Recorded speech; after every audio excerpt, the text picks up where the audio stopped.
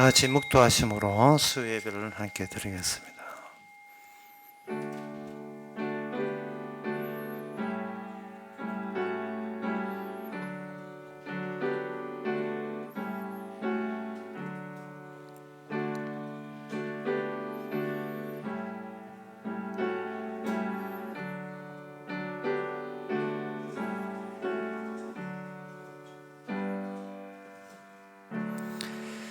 주의 윤리에서 떠나는 자는 주께서 다 멸시하셨으니 저희 괴사는 허무함이이다. 주께서 세상의 모든 악인을 찢기같이 버리시니 그러므로 내가 주의 정거를 사랑하나이다. 하나님의 아버지, 세상과 우리가 어떤 차이가 있는지를 깨닫게 해주시고 그들에게 없는 말씀이 우리 속에 살아있음을 도리어 감사하는 저희들 되게 하옵소서. 예수님 이름으로 기도합나이다. 아멘. 찬송가 487장 합시다.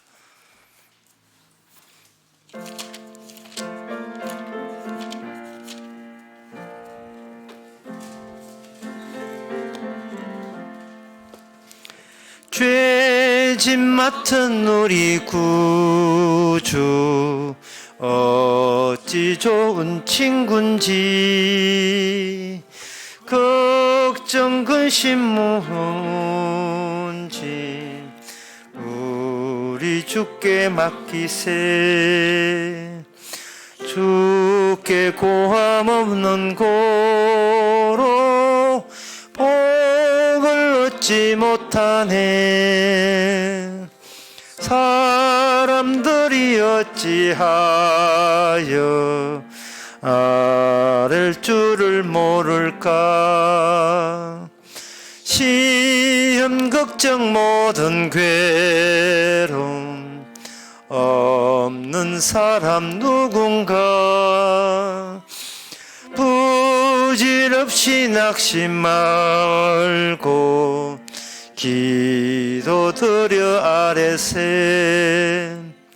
이른 진실하신 친구 찾아볼 수 있을까. 우리 약함하시오니 어찌 아니하릴까. 근심 걱정 무거운 짐 아니 진자 누군가. 피난처는 우리 예수 주께 기도드리세. 세상 친구 멸시하고 너를 조롱하여도 예수 품에 안기어서 참된 위로 받겠네. 아멘. 이 시간 다 함께 기도합시다. 기도 제목은 우리가 여기 있음, 내가 여기 있음을 먼저 생각하면 자기가 잘났나 못났나를 늘 고민하고 걱정하게 됩니다. 내가 잘 살고 있을까 못 살고 있을까 자기 생각에 집중하지만 날마다 내가 여기 있다가 해라 주께서 무슨 일을 시키느냐 이렇게 되면 내가 있음보다 주님의 있음이 선행하고 앞서 있다는 것을 깨닫게 됩니다. 먼저 계신 주님이 우리에게 일을 시키는 것 그것만 생각해야 되지 내가 잘했나 못했나 잘할 수 있을까 못할 수 있을까 이거는 생각하지 않고자 다 같이 기도합시다.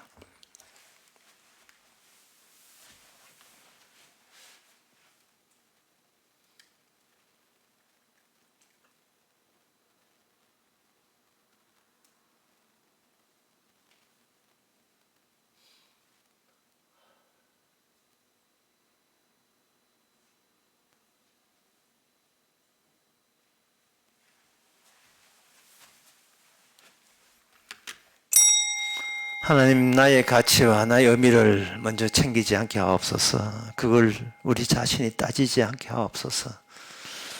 우리가 살아있는 것이 아니고 주님이 살아있어서 우리에게 일을 시키는 주의 지시가 무엇인가 그것만 생각하는 저희들 되게 하옵소서. 예수님 이름으로 기도합나이다. 아멘.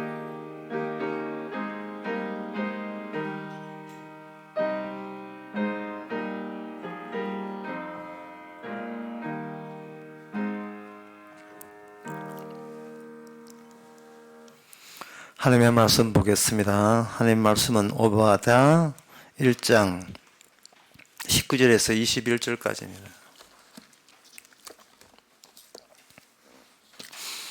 남방 사람은 에세의 산을 얻을 것이며 평지 사람은 블레셋을 얻을 것이요 또 그들이 에브라임들과 사마리아의 들을 얻을 것이며 베냐민은 길르앗을 얻을 것이며 사로잡혔던 이스라엘의 뭇 자손은 가나안 사람에게 속한 땅을 사르밧까지 얻을 것이며 예루살렘의 사로잡혔던 자 곧 스바닷에 있는 자는 남방의 성읍을 얻을 것이니라.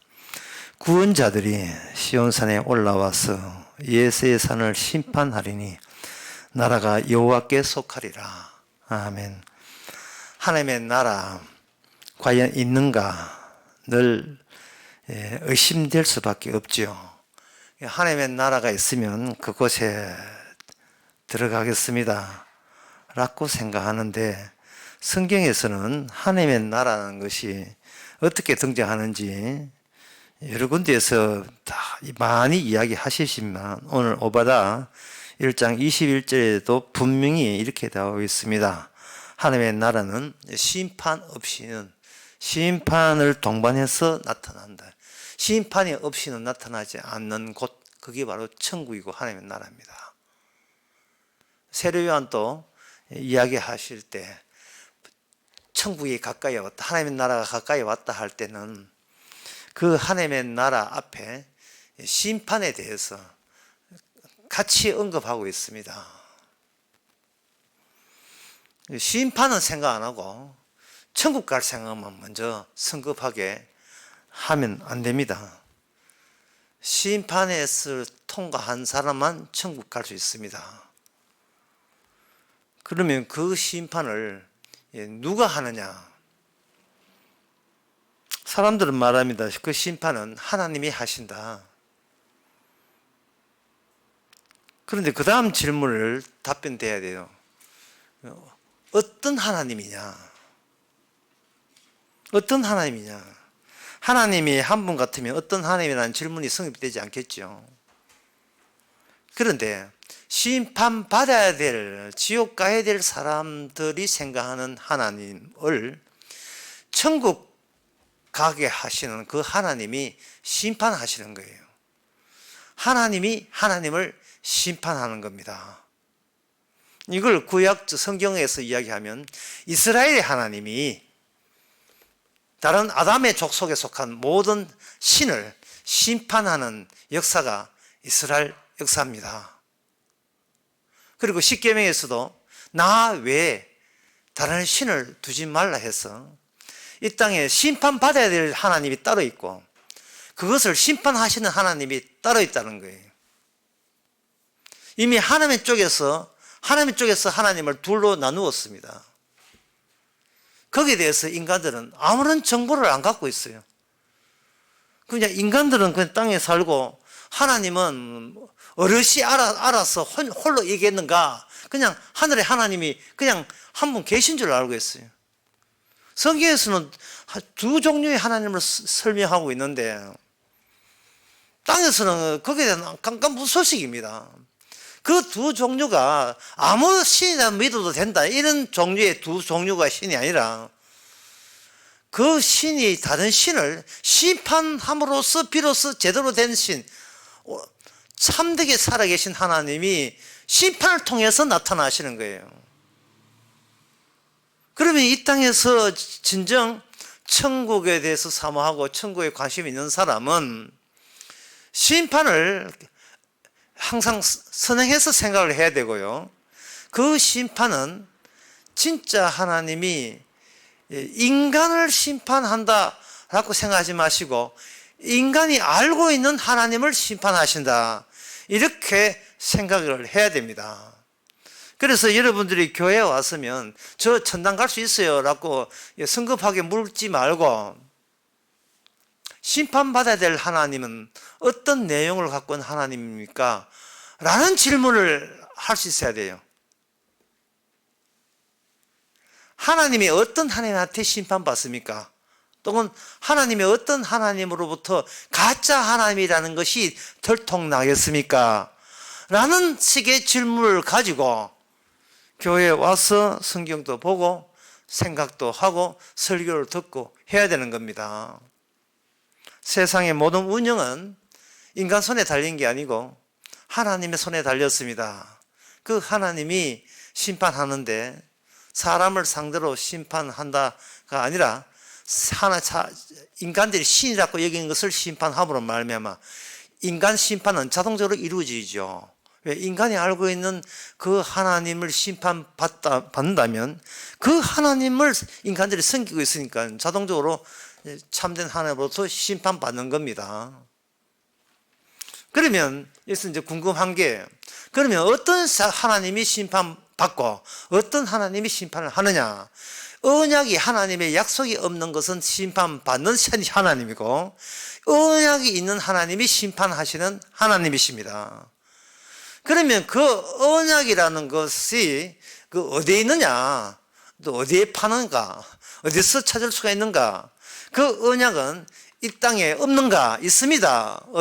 어떻게 알 수 있는가? 이스라엘을 함께 동반해서 나타나는 하나님이에요. 이스라엘 속에 함께 하신 그 하나님이 언약의 하나님입니다. 약속의 하나님이에요.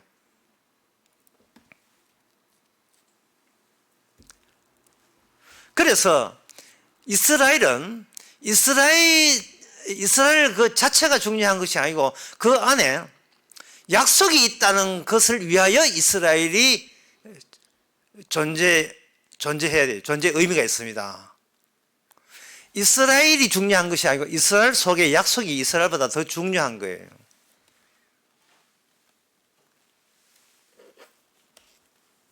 그래서 오늘 본문에 그 보기에 그 구원자들이 시온산에 올라서 라고 하는데 그 시온산이 어디 있느냐?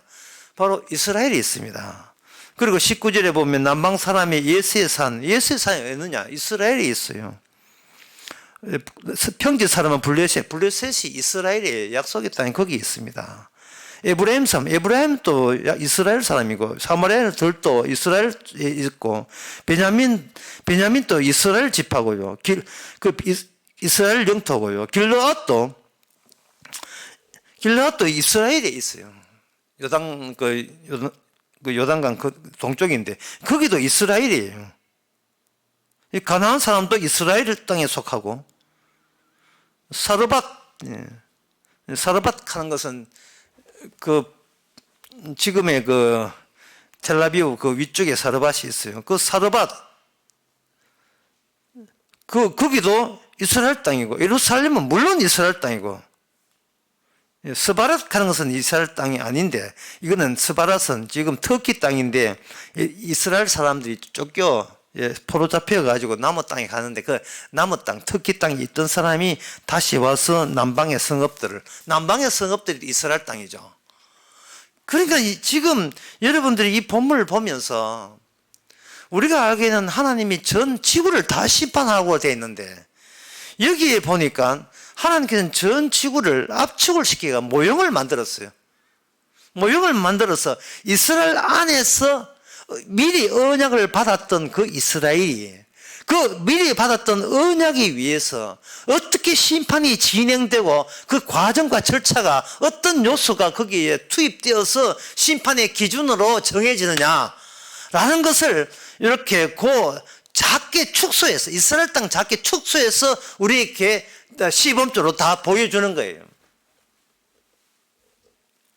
2차 대전 때 독일 군에서 그 2차 대전을 치르면서 그 지휘본부에 모형으로 만든 3차원 그 모형으로 만든 이렇게 지도를 모형된 그 지형을 만들어 놓고 거기에 파란색 칠하는 것은 바다고 녹색 칠은 덜로 해놓고 파란색에다가 잠수함 군함들 이렇게 모형 몇 개 띄워놓고 그 다음에 덜에는 탱크하고 부대 깃발 꼽아놓고 지휘관 모자 삐죽하게 썼던 그 게스타프 그 지휘관은 짝대기 가지고 서서 탱크 밀고 이거 밀면서 이번에는 이렇게 공격하고 이렇게 공격하고 그거 할 때 그 자체가 모형이죠.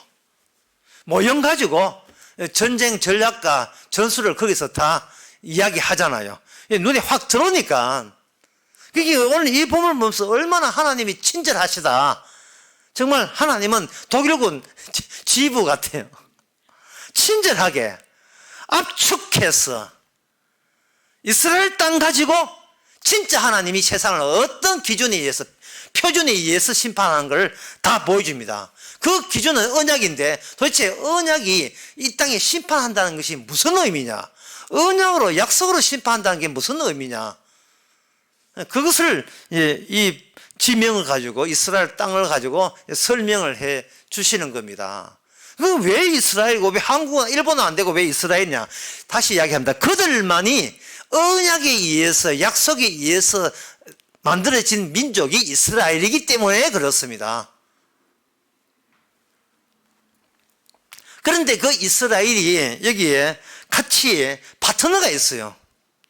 그 이스라엘이라는 나라가 국가가 되기 전에 그 이름이 그 조상이 이스라엘이 아니었고 야곱이었거든요. 근데 야곱에게 파트너가 있어요. 언약을 가지고 설명할 때 이것은 언약의 혜택을 받는 쪽 야곱, 언약의 혜택을 받지 못하는 쪽 또 누구 하나. 그게 바로 쌍둥이로 같은 날에 태어났고 붙들고 태어났지만 같은 아버지의 어머니에 태어났지만 쌍둥이라서 서로 운명의 갈 길이 달랐던 어떤 파트너가 필요한 거예요. 그 파트너는 하나님께서 이 세상을 저주하는 샘플이 돼요.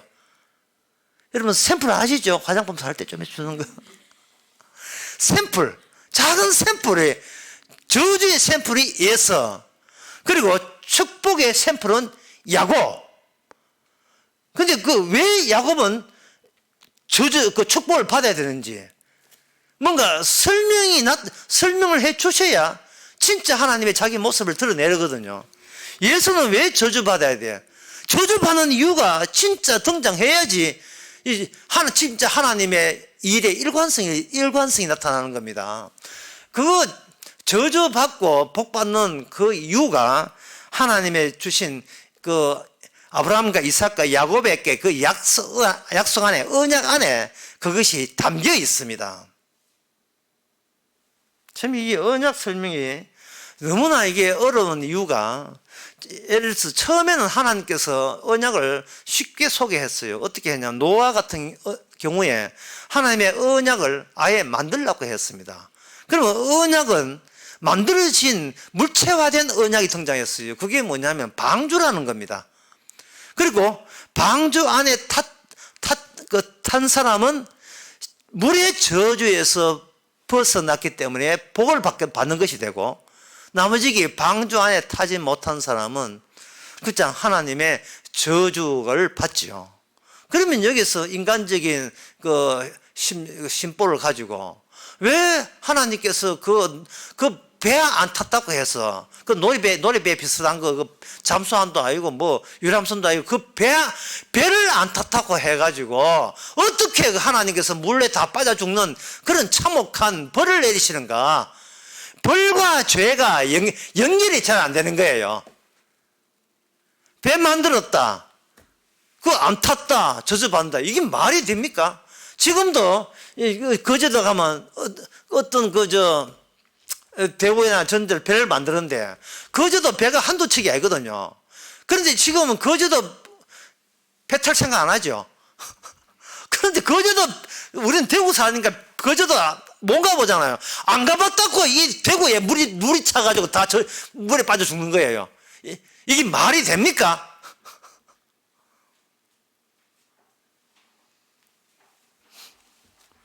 터무니없지요. 우리는 그렇게 터무니없는 신을 우리가 선택하기 싫어요. 납득이 되는 신을 믿고 싶습니다. 납득이. 착한 일을 많이 하면 복받고 나쁜 일 하면 저주받는 이 납득이 되는 선악체계로 납득이 되는 신을 믿고 싶어요. 그러니까 하나님께서 새삼스럽게, 이게 새삼스럽게 중요해요. 새삼스럽게 우리가 납득이 안 되는 그게 새로운 심판의 기준이 안 왔으면 좋겠어요. 안 왔으면. 내가 내 양심상 마음에 알고 있는, 아마 하나님이 계시면 하나님은 공정하시고 자비롭고 의지기 때문에 이런 하나님이 이런 심판 기준을 내시할 거야. 우리가 알고 있는 그 하나님 있잖아요. 그 하나님을 그냥 줄곧 그대로 갔으면 좋겠어요. 자꾸 새로운 게 등장해버리면 새로운 거 몰랐다는 그 이유 때문에 잘리면 우리로서는 착하게 살 수 있는 기회마저 박탈당하잖아요. 이거는 공정의 원리에 어긋나지요. 기회균등의 원리에 어긋납니다. 이 민주주의가 아니잖아요. 민주주의가. 정답 가려놓고 문제도 안 주고 네가 땡 탈락. 이건 말해. 기회는 줘야죠. 기회는. 그래야 공정한 하나님 아닙니까? 근데 그거는 인간들이 알고 있는 진짜 하나님 앞에 저주받을 하나님이에요. 그게 인간들의 생각과 통하는 하나님은 이거는 가짜입니다.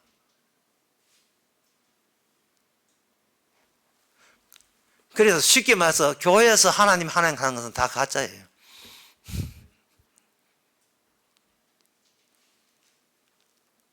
이 말은 뭐냐 하면은 진짜 하나님을 교회에서 이야기해버리면 어떤 결과가 났느냐 하면은, 제가 그 강남 강의에서 그런 이야기 했지만 예수님의 십자가 사건은 죄인에게 팔렸잖아요.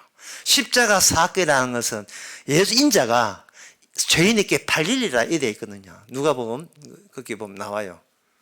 끝에 인자가 죄인에게 팔린다 말이죠. 누가 보면 24장인가 아마 그쯤 되는데, 그러면 십자가 사건이 일어나려면 인자 있어야 되고 거기에 또 누가 있어야 되느냐 하면 죄인이 있어줘야, 무조건 죄인이 있어줘야 그 인자와 죄인의 만남에서 십자가 사건이 등장합니다. 그러면 교회가 십자가라는 하나님의 구원되는 기준, 언약이 있으려면 교회는 묻지도 따지지 않고 무조건 죄인이어야 돼요. 죄인들의 집합체가 되어야 됩니다. 그런데 어느 교회가, 여러분 우리 교회는 다 죄입니다, 이렇게 그걸 자랑스러워 할 수 있는 교회가 누가 있습니까? 우리는 하나님을 왕이시라, 예수님을 왕이라 모셨기 때문에 우리는 진짜 교회입니다 이러고 싶지요. 우리는 무슨 짓을 해도 우리는 죄입니다 이렇게 고백하는 교회가 있겠어요? 큰 교회 가보세요. 여기 강대산에 이제 한쪽에 이미 청년들 교회 떠나지 말았고 청년들 갖고 놀라고 장난감 드럼 같은 거 있어요. 드럼 기타에 막 해놔서 앰프에 막 있다고요. 예배 전에 그들을 하고 한바탕 놀이마당을 마당놀이를 하게 하시는 겁니다. 그러면 거기 기타 치고 해버리고 여기 또 찬양팀 율동팀 나와가지고 주는 나의 왕이요 왕이시여 이전에 오셔서 막 눈물 절절 흘리고 한다고요. 그래서 본인이 죄인 되었어요? 잘난 사람 되었어요? 그걸 묻고 싶은 거예요, 제가. 그래서 그 찬양해서 본인이 찬양해서 본인이 죄인인 것을 알았어요? 아니면 나는 새 사람 됐다고 우기는 겁니까? 어떤 겁니까? 지금 관심사가 자기가 새 사람 되고 천당 가는 게 관심 있어요. 그러니까 이거는 가짜 하나님인 거예요.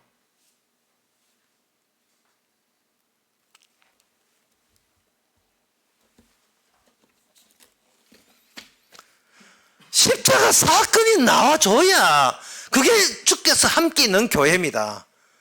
우리 구원받았다가 나오면 안 돼. 우리 교회는 다 구원받았다. 그게 나오면 안 된단 말이죠.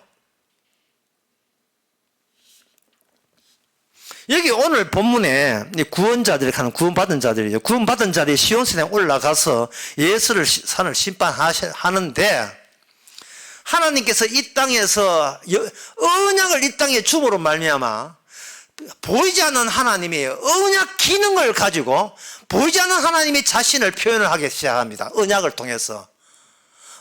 하게 되면 여기 나오는 이 구원자가 누구냐 하면 여기에 야곱이거든요. 근데 이 야곱은 어떤 야곱이냐 하면은 지난 시간에 이야기했듯이 전에 있는 야곱이 아니에요.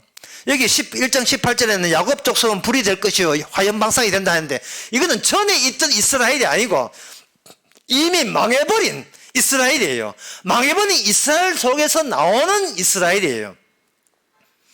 따라서 지형적으로 말해서 여기는 이스라엘이 와서 심판하게 되어 있지만 이 지표면 이 지리적으로 해서 심판할 수 있는 이스라엘은 지리적 이스라엘은 존재하지 않습니다. 없습니다. 왜 그러냐 하면은 모든 인간이 아는 하나님은 가짜고 엉터리예요. 그 진짜 하나님은 누가 와서 땡겨줘야 되는데 누가 오시느냐 하면은 메시아 예수님이 오셔서 그 예수님의 아버지가 진짜 하나님이에요. 예수님의 아버지가 인간들이 알고 있는 하나님의 아들이 예수님이 아니에요. 인간들은 하나님도 모르고 예수님 아버지도 몰라요. 다만 하나님께서 아버지는 나타나지 않고 아들부터 먼저 이 세상에 등장시킨 겁니다. 왜? 인간들은 가짜 하나님을 믿고 있기 때문에 아무리 성경이 언약해도 그 진짜 하나님의 진짜 언약을 몰라요. 알 수가 없습니다. 그래서 하나님께서는 어떻게 이걸 심판하시는가? 그 심판하는 방법이 여기 21절 나옵니다. 구원자는 시온산에 올라갔다 해요. 시온산. 네, 이게 예루살렘이거든요. 시온산. 그리고 포로 잡혀서 갔던 그들을 예루살렘의 사로잡힌 자라고 표현합니다. 20절에 보면 이제 가나안 사람에게 속한 땅을 사로잡 얻을 것이며 예루살렘에 사로잡혔다. 자, 예루살렘이라는 것은 새로운 예루살렘이라는 새로운 이스라엘에게만 있기 때문에 기존의 이스라엘에게는 예루살렘이라는 지명 자체가 없어요. 시온산이 없습니다. 그 이유가 뭐냐? 이스라엘을 차지했던 그 12지파가 전부 다 하나님의 원하는 그 언약의 이스라엘이 아니에요. 그거는 망해야 될 이스라엘이에요. 12지파입니다. 그 근거가 어디에 있느냐 하면은 바로 룻기 1장에 보면 나옵니다. 룻기 1장에 사사들이 치려한 때에 그 땅에 흉년이 드니라 유다 베들레헴의 한 사람이 아내와 두 아들을 데리고 모압 제방에 갔어야 되죠. 유다 베들레헴, 유다 지파가 여기 등장하죠. 유다 지파가. 하나님께서는 이스라엘의 그 운명을 절차를 밟는데 어떤 절차냐 하면은 야곱이 이스라엘이 될 때에 창세기 32장에 야곱이 약복강에서 천사 만나고 이스라엘 됐죠. 야곱은 죽고 이스라엘로 바뀐 거예요. 동일 인물이 있을 때 그 동일 인물 야곱이란 그 육신을 가졌지만 이름이 바뀌었습니다. 그러면 야곱 이름은 이스라엘 이름 앞에 이거는 뭐가 되냐? 있어서는 안 될 하나님이 용납하지 않는 또는 다른 말로 하면 이스라엘로 인하여 미리 심판받은 이름이 야곱이에요. 그래서 언약은 심판받을 이름 야곱과 심판하시는 있지도 않았던 이스라엘 새롭게 천사가 와서 새롭게 나타난 이스라엘 이름 두 개의 이름을 가지고 언약을 소개하고 언약을 실행에 옮기는 요소가 되는 겁니다. 이게 하든 말든 난 모르겠어요. 이 절차가 야곱의 12아들의 그 역사에 진행하면서 이 원칙이 그대로 적용됩니다. 이 적용되어 버리면 이스라엘 12지파는 싹쓸이 다 망해버려요. 물론 예루살렘도 없습니다. 시온산도 없습니다. 다 날아가는 거예요. 없어요. 그들이 구원받을 자가 아닌 거예요. 마치 야곱이 구원될 수 없는 것처럼 하나님께서 구원하는 것은 야곱을 구원하는 게 아니고 언약의 심판성이 담겨 있는 야곱, 누군가가 야곱을 심판했다는 그 증거가 담겨 있는 그 야곱을 이스라엘이라고 이야기하는 거예요. 이스라엘. 독일 인물인데 이스라엘로 이야기하는 거예요. 하나님은 누가 구원받는가? 이스라엘이 구원받지 야곱적인 이스라엘이 구원되는 게 아닙니다. 하나님께서는 누구를 구원하는 게 아니라 누가 심판 주고 누가 구원 주냐 하는 걸 들어대는 것이 하나님의 그 모든 일하심의 목표예요. 누가 구원받느냐는 그건 나중 결과적 문제고요. 도대체 진짜 하나님이, 진짜 구원자, 진짜 심판주 하나님이 어떤 분인가 그것을 스스로 드러내는데 그 드러내는 샘플로서 이스라엘을 잡았고 그 이스라엘을 잡게 된 근거는 바로 야곱이라는 인물을 가지고 사용하는 겁니다. 야곱에게는 언약을 보여줄 전 파트너가 있다고 했고 그 파트너가 뭐냐? 예수가 되는 거예요. 그 예수의 나라가 세운 나라가 에돔이고 그 에돔이 이스라엘 야곱의 12지파와 더불어 함께 지형판을 형성하고 있는 게 지형판을.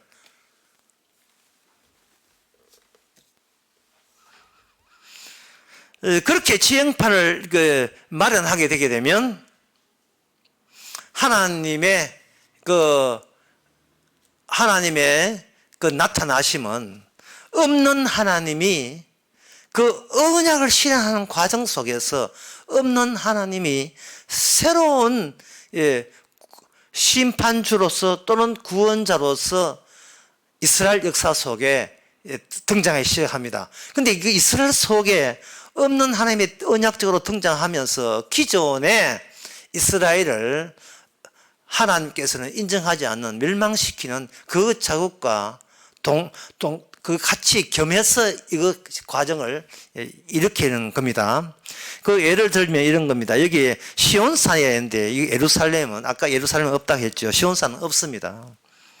그러면 시온산은 없다는 말은 뭐냐 하면은 원래 이스라엘이 왕이 필요 없는데 이스라엘이 그 민중들이 왕을 달라 해서 사울 왕을 줬잖아요. 사울 왕을 잡고 난 뒤에 사울 왕이 그 언약궤 뺏깁니다. 물론 그 전에 언약궤가 뺏기죠. 그 언약궤가 없는 왕이 등장한 거예요. 언약이 없는 왕이 등장한 거예요. 같은 말로 언약궤가 없는 왕이 등장한 겁니다.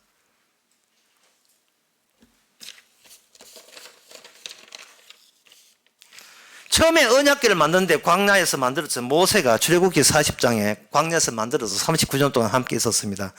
그 다음에 그 언약궤가 여호수아 4장에 보면 길갈이라는 곳에 와 있어요. 길갈, 요단강 건너서 바로 길갈. 그 다음에 언약궤가 실로라는 사무엘상 4장에 보면 3년 동안 실로라는 곳에 있어요. 그 다음에 실로라는 곳에 있는데 그게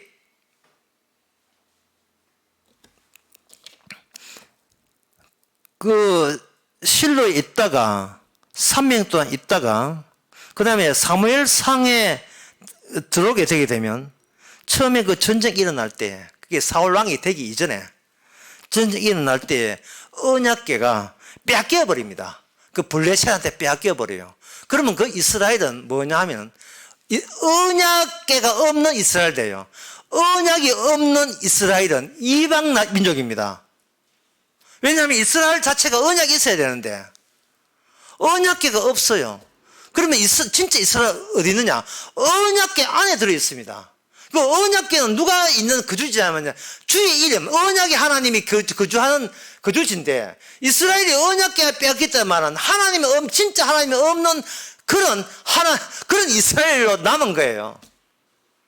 그래서 진짜 언약궤 안에 참된 이스라엘이 있는데 그 언약궤가 진짜 언약에 합당한 이스라엘을 자체적으로 언약궤가 만들어 나기 시작하는 겁니다.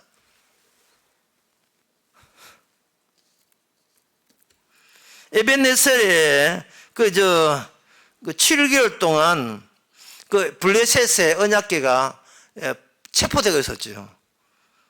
7개월이 뭐냐? 에베네셀에서 빼앗기고, 그 다음에 아스도스라는 이 블레셋 지명입니다. 가드, 블레셋 지명, 에글론, 전부 다 블레셋 지명이에요. 7개월 땅 갖고 있다가 그 블레셋이 시급했지요. 이건 원인도 모르는 전염병이 퍼져가지고 난리도 아니었습니다. 그래서 그냥 언약궤를 내보내자. 이거 우리 신도 아니고 남의 신 해가지고 이게 화근이었다. 돌려주자. 그들이 자발적으로 이스라엘한테는 이겼는데 언약궤한테는 졌어요. 블레셋이. 다곤, 그들의 신, 다곤 신이 졌어요. 신과 싸움에서. 그 신을 믿는 민족한테는 이겨놓고 그 당사자 신한테는, 그 민족의 신한테는 져버린 거예요. 그 돌려줬지요. 문화재 반납 같은 그런 게. 돌려줘가 베세메스에서 오고 그 돌려받아가지고 거기서 기랏 여하림에서 20년 동안이나 거기에 언약궤가 거기에 있습니다. 20년 동안. 그 뒤에 이제 사울왕이 이제 왕도 아닌데 백성들이 왕 돌려서 왕이 됐죠. 근데 사울왕은 이 가짜 되는 거예요. 언약궤와 연관이 없어요. 아무런. 그냥 나라가 있으니까 이 나라 유지하겠다고 그들이 왕 달라해서 왕 뽑은 왕이 사울왕입니다. 사울왕이 여기 사무엘의 예언에 의해서 죽습니다. 사무엘상 15장 26절 27절에 보면 사무엘이 일부러 사무엘이 아말렉 왕 할 때 제대로 안 죽이고 좋은 것은 남겨뒀다 이 말이에요. 그러니까 사무엘에서 지적을 하죠. 지적을 해가 당신은 범죄했기 때문에 당신의 나라는 이제 끝났습니다 라고 하니까 그 사울왕이 사무엘의 옷을 이렇게 잡았어요. 27절에 사무엘이 가루가 할 때 사울이 그의 옷, 그 조락을 붙잡으니까 사무엘이 하나님께서 사무엘을 통해서 일하는 그쪽 방향과 기존의 사울 쪽 방향이 합치되는 것이 아니고 옷이 찢어졌어요. 옷이 찢어졌다는 말은 네 세계하고 이 사무엘이 하려는 그 세계하고는 전혀 상관없다는 거예요. 상관없는 거예요. 여러분들이 그 교회 문제할 때 당회장 나가라 안 나가라 못 나간다 너가 나가라 뭐 이렇게 싸움해가지고 2층 본당에서 예배드리고 아래층에서 예배드려가 둘이 뭐 찬송가가 울리고 좋아되고 뭐 그런 여러분 잘 모르지요. 둘 다 문제 있겠지만 서로가 정통이라 하는 거예요. 사울이 왕이 되고는 말미암아 이스라엘의 모든 백성들은요 12지파 전부가 정통적인 왕은 사울 계열이에요. 사울 계열. 사울 족보라고요. 사울이 왕이 죽고 난 뒤에 그 아들 무비모세라는 그 아들이 12지파를 총괄하는 새로운 왕으로서 된 겁니다. 왜냐하면 왕의 아들이 왕의 후계자라는 것은 그 당시 사람들의 거는 뭐 이상한 게 아니에요. 당연한 거예요. 그 모비모스가 2년 동안 통치를 했는데 어디서 통치했는가? 그것도 야곱이 천사만든 마하나임 그 동네에서 2년간 통치했습니다. 이미 그렇게 백성들은 주로 누굴 왕이냐 하면 사울 왕이 정통적인 왕이에요. 정통적인 왕이고 미얀마 사태 맞잖아요. 이제 군사구도 해도 안 믿어요. 그 정통적인 왕이고, 그리고 그 아들 되는 무비모스가 왕이에요. 12지파가 전부 다 그렇게 인정한 거예요. 다윗은 하나의 사윈 동시에 군대 장관이죠. 뭐 다윗 소년, 소년이 아니고 그때 소년 아니게. 다윗은 그냥 사울 왕의 국방부에 근무하는, 국방부 검찰청에 근무하는지 모르겠습니다. 근무하는 하나의 신하에 불과한 거예요. 여러분 이 점을 이해해야 돼요. 이스라엘 전체가 사울 왕 계열을 왕으로 인정을 한다니까요. 그러면 그 당시 예루살렘은 뭐냐? 그 당시 예루살렘은 이방 민족, 여부수 민족이 지고 있는 거예요. 그 중립지역이에요. 12지파에 속하지 않는 중간 지점에 예루살렘이 있습니다. 시온산이 있는 거예요. 그럼 언약궤는 20년 동안 기랏 여하림은 거기 가 있고, 그래서 이 가짜 이스라엘 특징은 뭐냐면 어느 깨고 뭐 간에 정통이 뭐 간에 지금 우리 국민들이 몇 성들이 믿어주는 정통으로 인정하면 투표해서 여론조사 제일 40% 인정하면 그게 뭐 그 대통령이 차기 대통령이 되면 갑자기 선거운동하면 안 됩니다. 그게 인간들이에요. 인간들. 그 인간들이 알고 있는 그 인간들의 본성. 인간들의 본성은 자기가 여기 존재한다는 거고 자기를 존재하는 내가 여기 존재하는 내가 인정하고 믿어지는 하나님이 진짜 하나님이라고 생각하는 것이 인간의 한계입니다. 있었는데 그때 사무엘이요 16장에 보면 찢어지고 그도 찢어지고는 가는 방향이 반대 방향을 드러내고 나는데 사무엘이 16장에 보면 몰래 사울한테 들키면 죽으니까 사무엘이 죽으니까 몰래 벌벌 떨면서 거짓말 해가지고 제사진다 해놓고 어디 가냐 16장 13절에 보면 하나님이 선택한 어떤 사무엘도 몰라요. 누군지 몰라요. 누군지 모른다는 말은 이렇게 생각하시면 됩니다. 없습니다. 없어요. 현재 존재하는 사무엘이 모른다는 말은 진짜 하나님은 왕은 있음의 세계에서는 없는 존재예요. 사무엘은 하나님의 지시에 의해서 없던 이 존재에 없는 인물을 하나님께서 걔 아니야. 걔도 아니야. 라고 딱 집어서 소년 다윗, 그 현장에 없던 소년 다윗을 기름을 붓습니다. 붓고 난 뒤에 왕이 되게 하죠. 몰래 다 물어야 돼요. 왜냐하면 나라 전체는 사울 왕으로 줄국하기 때문에. 그리고 난 뒤에 사무엘하 1장에 보면 15년 뒤에 사무엘하 5장 7절에 보면 그 헤브론에서 이스라엘이 유다 지파만의 왕으로 등극해요. 12지파는 아닙니다. 유다 지파만의 왕으로 등극해요. 그러니까 전체 이스라엘의 왕이 아닌 거예요. 그 왜 이 유다 지파가 되느냐 하면은 아까 그 룻기에 보면 그 유다 지파에 속한 엘리멜이라는 사람이 모압 땅에서 이민 왔다는 이야기부터 룻기가 시작되잖아요. 그 룻기에 어쩌고 뭐 룻이라는 그 모압 여인이 어떻게 해가지고 룻기 제일 마지막에 4장 4장 18절에서 22절에 보면 베레스의 세계는 이러하니라. 베레스는 헤스를 낳고 헤스로는 람을 낳고 람은 아비나담을 낳고 아비나담은 나손을 낳고 나손은 살몬을 낳고 살몬은 보아스를 낳고 보아스는 오벳을 낳았고 오벳은 이세를 낳았고 이세는 다윗을 낳으니라. 이렇게 해서 이 다윗이라는 이 족보는 이스라엘에 없는 족보예요. 왜냐하면 이 엘리멜렉이 모압 땅에 가지 아니했다면 생겨날 수 없는 계열이거든요. 생겨날 수 없는 계열이에요. 인간들의 세계에 없는 하나님이 어떻게 자신을 드러내는가? 그거는 이스라엘 지파가 하나의 모형이고 샘플이고 그 샘플 속에서 계속 이야기하는 것은 인간들이 생각하는 있음의 세계에는 존재하지 않은 하나님이에요. 존재하지 않는 하나님의 기능입니다. 다만 언약이 있기 때문에 언약대로 시행하면서 언약이 없는 자는 저주하고 언약이 있는 자는 복내리는 그 작업을 하나님이 홀로 몰래 해 오신 거예요. 몰래.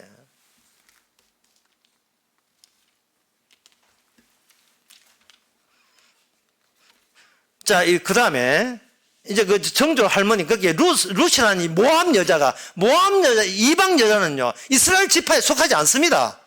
이스라엘 땅에서 이방 여자는 없는 거예요. 없는 쪽에서 없는 제로의 지파에서 새로운 지파가 등장하는데 그 제로 지파 없는 지파의 기능을 누가 하느냐? 유다 지파가 한 거예요. 유다 지파가 한 거예요. 현재 지금 왕은 베냐민 지파의 사울 왕이에요. 근데 그건 베냐민 지파가 아니라 사실은 12지파를 총괄하는 그러한 왕으로서의 사울이 왕이 된 겁니다. 12대 빵이에요. 전쟁을 하는데 12대 빵입니다. 그러면 다윗이 영웅이냐? 아니에요. 다윗이 잘났냐? 아닙니다. 다윗이 인기가 많아? 아닙니다. 그러면 뭐냐? 다윗이 왕이 되는데 다윗은 사무엘하 6장에 보면 다윗이 왕이 되고 난 뒤에 전체 이스라엘 왕이 되는 것은 뭐냐 하면은 언약궤는 사물체, 물체와 다윗이라는 인물이 이게 만나야 돼요. 접합해야 돼요. 그럴 때 비로소 새로운 이스라엘이 탄생합니다. 새로운 이스라엘이 등장하면서 기존의 사울 계열을 심판해버리죠. 사울 왕 쪽을.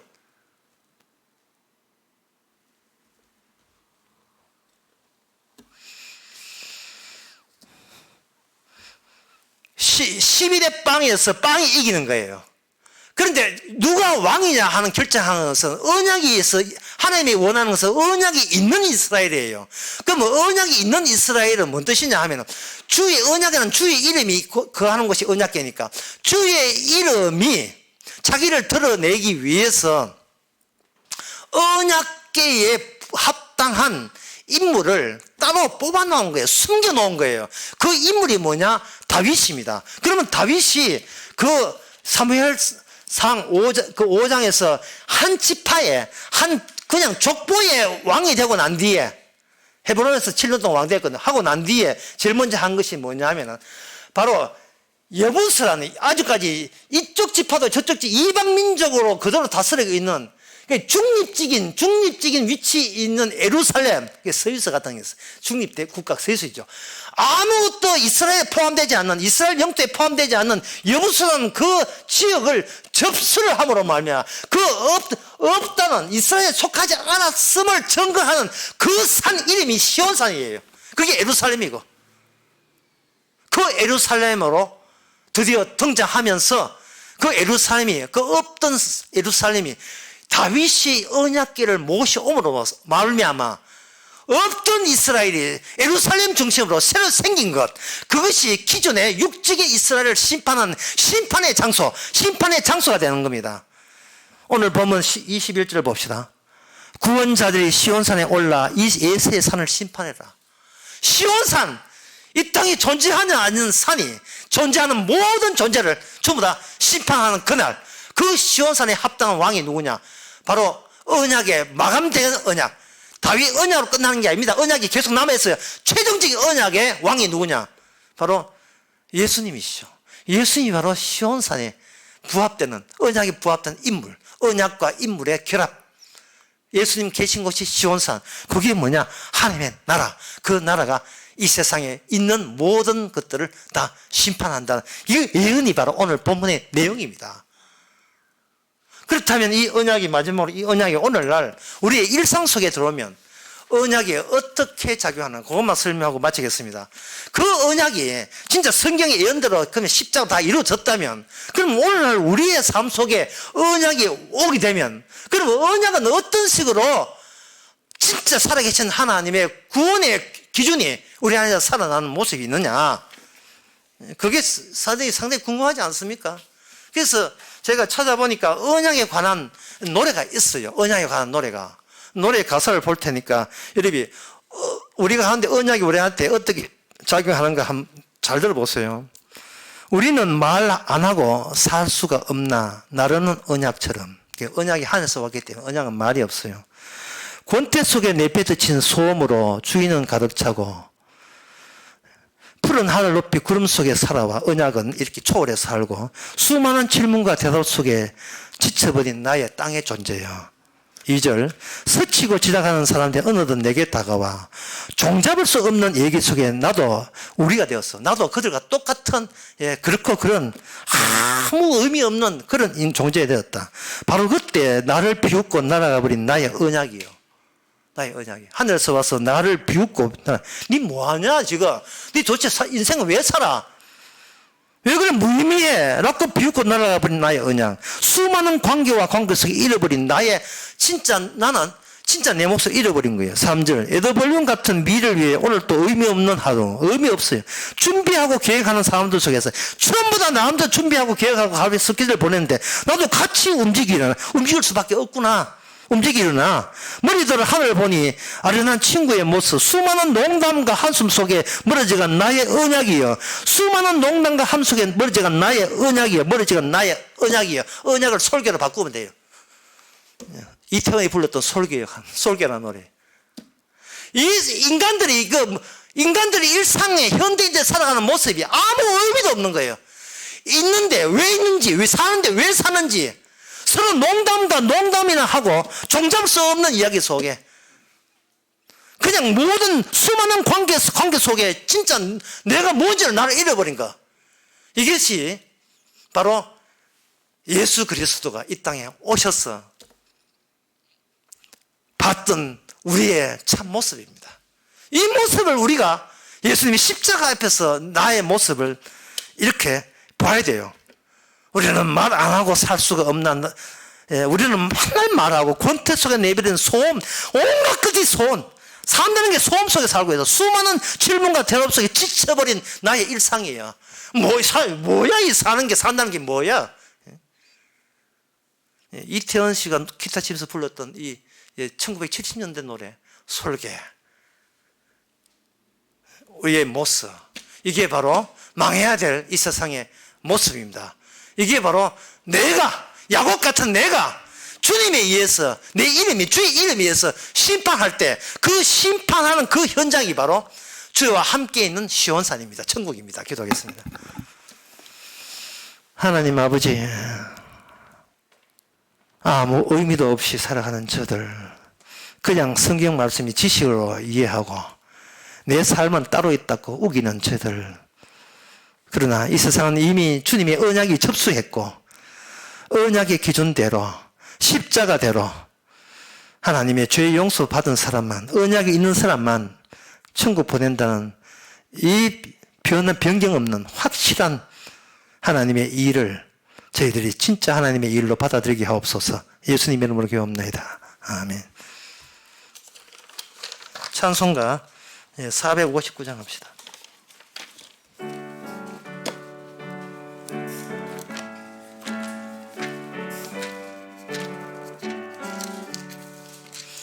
노염나 지지내온 것 주의 크신 은혜라. 한이 없는 주의 사랑 어찌 이루 말하라. 자나깨나 주의 손이 항상 살펴주시고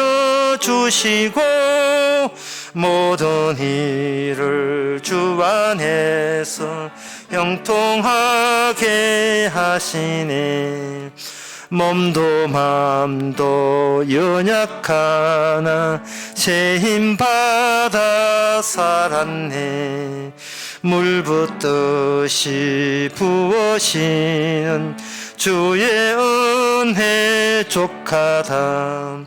사랑 없는 거리에 나 험한 산길 헤맬 때 주의 손을 굳게 잡고 찬송하며 가리라.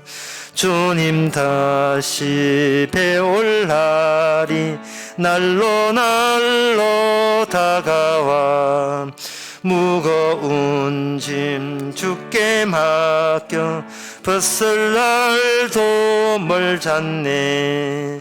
나를 위해 예비하신 고향집에 돌아가 아버지의 품 안에서 영원토록 살리라.